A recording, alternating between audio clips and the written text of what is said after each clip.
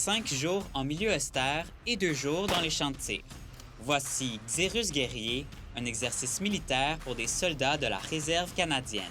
Avec une guerre au Moyen-Orient et des tensions en Arctique, on ne peut aller voir comment se sentent des troupes durant un entraînement. Et c'est clair que l'instabilité internationale nous porte à réfléchir à ça, au rôle de nos forces armées. C'est sûr qu'on entend plus parler de nous, mais les gens sont généralement très sportifs. Il est présentement 5h45 du matin. On est arrivé à la base militaire de Saint-Hubert. On a été invité à suivre un entraînement militaire. On part en Ontario.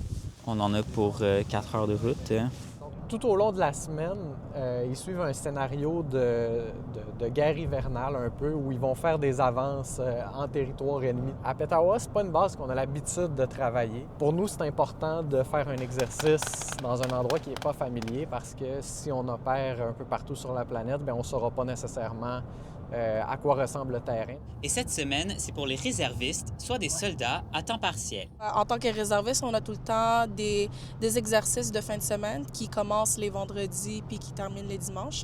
Le sentiment durant des exercices comme ça nous challenge, ça nous met en dehors de notre zone de confort et ça nous fait penser comme des militaires.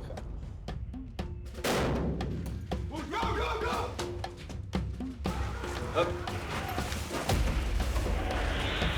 Donc, les possibilités sont quasi infinies sur les choses qu'on peut faire ici à l'entraînement. C'est super intéressant pour nos soldats pour s'entraîner ici. C'est excitant, il y a beaucoup d'adrénaline qui run. Le but, c'est que ça soit immersif pour nous mettre dans une situation de combat réel le plus possible. Là, on attend, c'est la prise 2 de l'exercice dans le village urbain.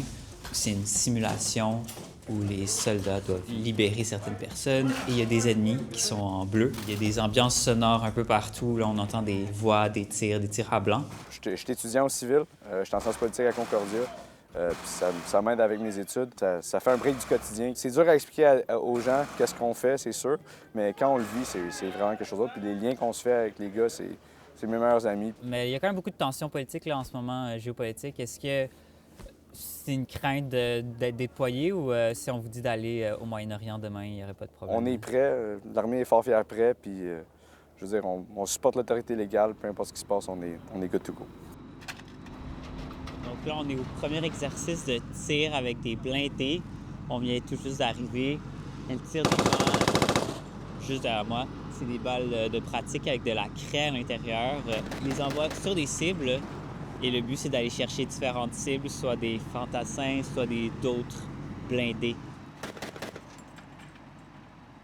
C'est un VBTP en français, véhicule blindé tactique de patrouille. Donc pour le corps blindé, on a quatre membres d'équipage dans le véhicule. On a un chauffeur, un tireur, un chef d'équipage et un opérateur de surveillance aérienne. On n'a pas le droit de filmer à l'intérieur des véhicules blindés, mais il faut s'imaginer beaucoup de boutons et des écrans. La semaine permet donc aux réservistes de se mettre à jour dans leurs connaissances. Nous, notre rôle sur l'exercice, c'était de faire la reconnaissance blindée pour le bataillon.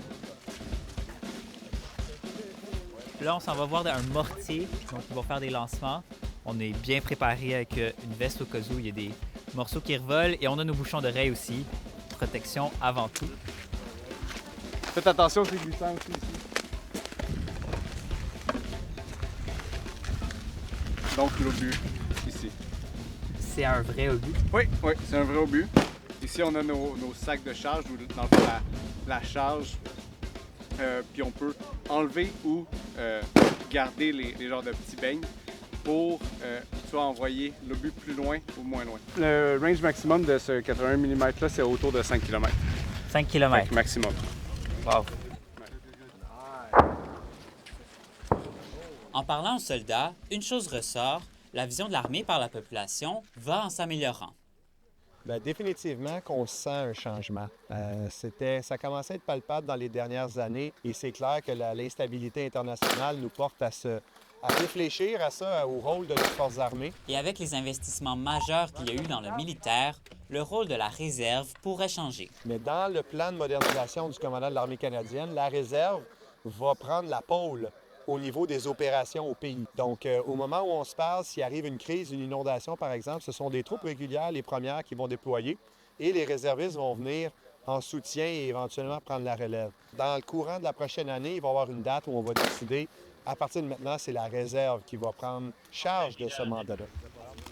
Après avoir dormi dans des tentes pendant plusieurs jours, l'entraînement culmine avec une bataille plus importante, puis beaucoup de pratiques au tir.